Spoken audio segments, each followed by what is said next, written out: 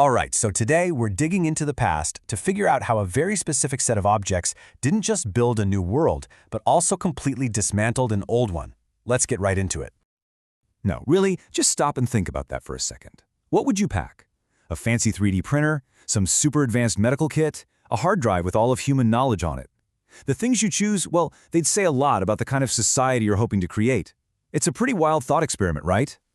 Well, back in 1607, this was no experiment. For those English colonists landing in Virginia, this was a life-or-death situation. To them, this continent was an alien world, and their survival depended 100% on what they packed in those ships.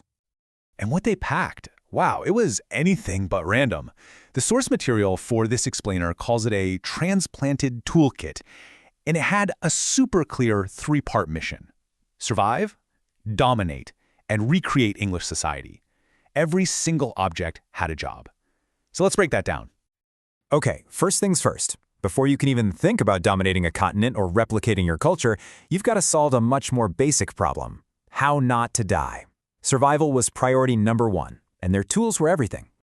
The absolute most critical things were metal tools. Axes and saws to tear through those dense forests, hammers and nails to throw up a defensive fort, hoes and spades for digging wells, and all too often for digging graves. They were even smart enough to bring prefab house frames and bricks to build faster and, crucially, to stop fires from wiping them out. These weren't just tools. They were instruments for carving out a little, defensible piece of England from scratch.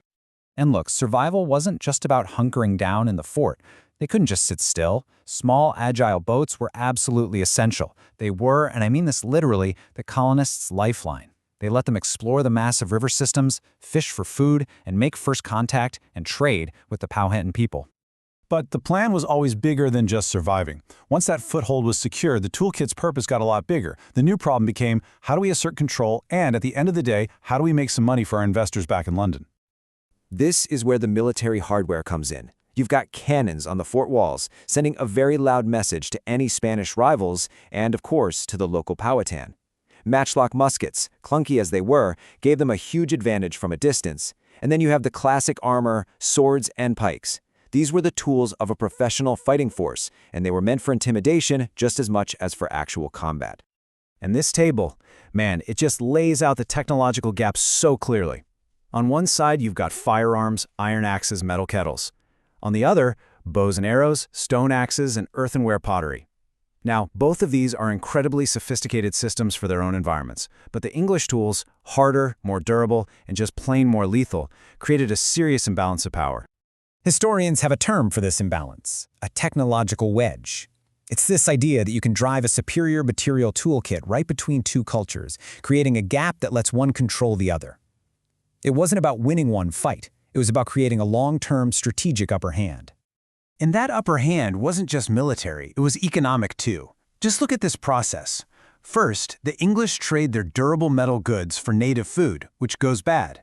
Then, they introduce these super effective tools like iron axes and fishhooks. Pretty soon, those tools become essential, not just for everyday life, but for fighting between native groups. And what's the result? A strategic dependency. If you want the best tools, you have to trade with the English. And the colonists' goals were bigger than just trading trinkets. They literally brought entire industries with them in kit form. You've got tools for making glass, a complete blacksmith's forge to make and fix other tools, and even gear to test for gold and silver. Don't forget, the goal was always to extract wealth from this new land. But then there was this other, more subtle problem. You're thousands of miles from home, surrounded by a completely different and powerful culture. How do you stop your people from going native? How do you keep your identity? Well, the answer was to use objects to build a portable English world. The toolkit wasn't just about survival and power, it was about literally recreating the structures of their own society. Everything from their government and religion, all the way down to social status and daily life. And here are the specific tools they used for that. You had symbols of royal power, like the company seal. You had Bibles and prayer books to make sure they were worshiping like proper Anglicans. Even their woolen clothing had a job. It visually separated them from the Powhatan and showed rank among themselves. Paper and ink were technologies of control, right, for sending orders and reports. And things like books and dice, those were reminders of the civilized English life they were desperate to hang on to. So what was the ultimate impact of dragging this whole toolkit to North America? Well, the consequences were absolutely profound, and we're still feeling them today. And we know all of this because archaeologists have literally found the toolkit. This isn't just some theory from a dusty old book.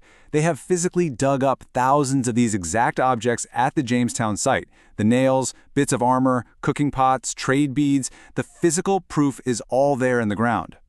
So in the end, this toolkit left a huge 5-part legacy. 1. It let a tiny group of people survive and eventually dominate. 2. It totally rewired native economies through trade dependency. 3. It constantly reinforced English identity. 4. It kicked off a massive biological revolution. And 5. It established an economic model based on extracting resources that would define America for centuries. But we have to end on this absolutely critical point from our source material. The success of this transplanted toolkit, the entire Jamestown project, came at an immense human cost. Its triumph was built on a foundation of coerced labor and the catastrophic displacement of the indigenous people who had lived there for generations. And that leaves us with a final question to chew on. Every society, including ours, is defined by its toolkit. So what's in our modern kit? The smartphone in your hand, the global supply chains that bring you food, the satellites flying over our heads? What are these tools letting us do? And just as importantly, what are the consequences?